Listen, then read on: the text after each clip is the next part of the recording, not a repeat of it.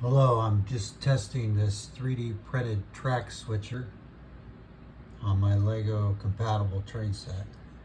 I'm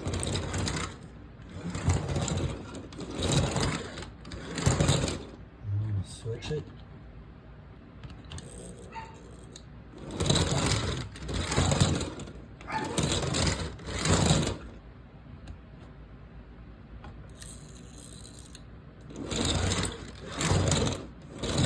Switch it.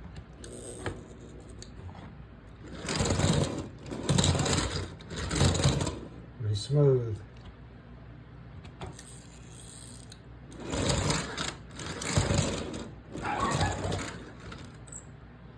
In my switch box, I custom made with the LED light indicators, trim adjustment,